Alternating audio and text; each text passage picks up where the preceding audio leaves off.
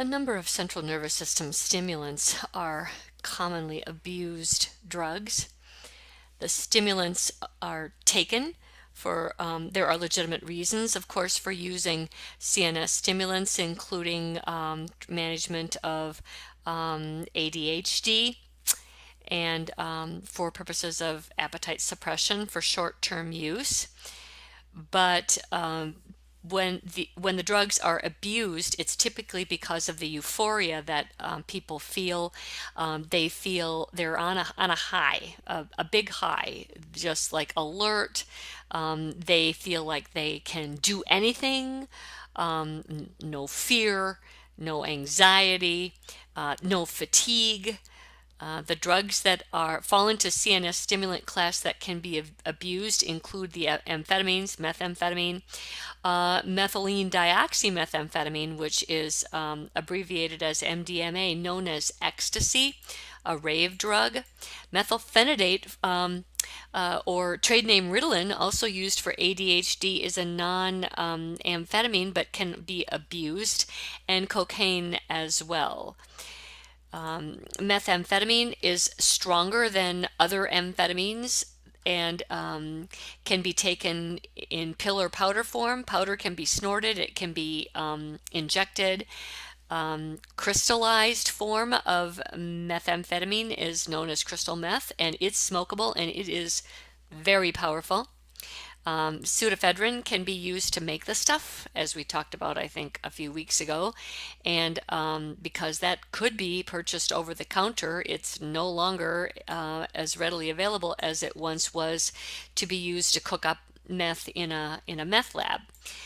MDMA, ecstasy, is a CNS stimulant with psychedelic properties, and so it makes you feel powerful, but it also can literally alter your consciousness, give you hallucinations and stuff like that.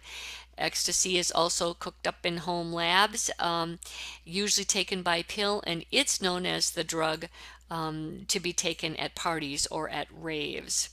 Cocaine is derived from the leaves of the coca plant, and it can also be snorted or injected IV.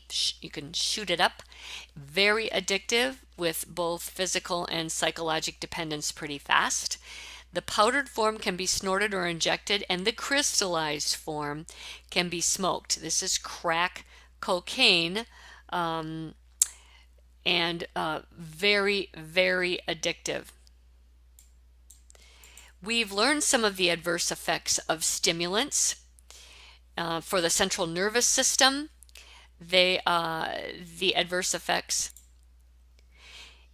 include restlessness, also hyperactivity, talkative, just like on a talking non-stop, irritability, insomnia, the euphoria, which is why people take it, fever.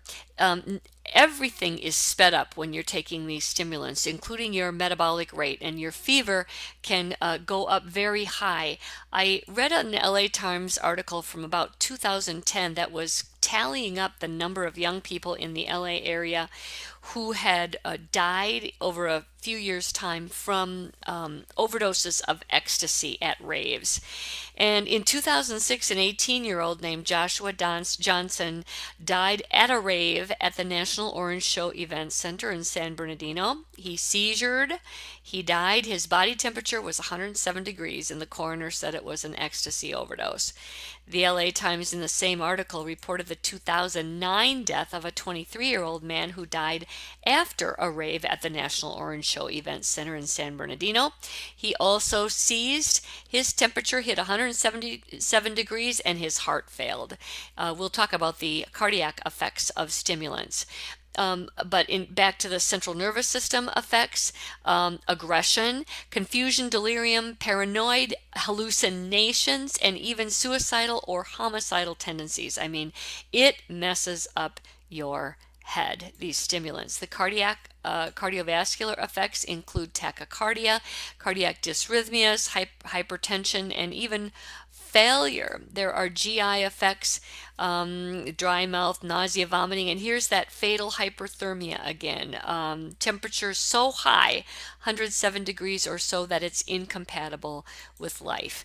If somebody overdoses, like the two men that I described who died after attending a rave at the National Orange Show Event Center, it's usually going to be from hyperthermia, fatal, or seizures, going into a coma, or even a bleed, an intracerebral bleed. So, toxicity, overdose is a very bad thing of CNS stimulants. What does withdrawal look like? Actually, typically, withdrawal looks like the opposite of the toxicity or the adverse effects. It again, similar to opioids, the signs of withdrawal from CNS stimulants is going to peak in the first 1 to 3 days and last up to a week. And the signs, remember the adverse effects of stimulants is hyperactivity, irritability, insomnia, and so on. Well, withdrawal looks the opposite with psychomotor retardation, meaning people just are kind of sitting there. Hypersomnia, they sleep so much. Hyperphagia, eat a lot. Oftentimes the appetite, they don't eat much when they're high on the CNS stimulants, because you'll remember they have an appetite suppressant capability, and so when somebody's withdrawing, they tend to eat a lot. Depressed, suicidal, again, still the paranoid delusions when withdrawing. There's no specific pharmacologic treatment or support that can be given to somebody who's withdrawing from stimulants. Unfortunately, no FDA approved drug to be used for cocaine withdrawal.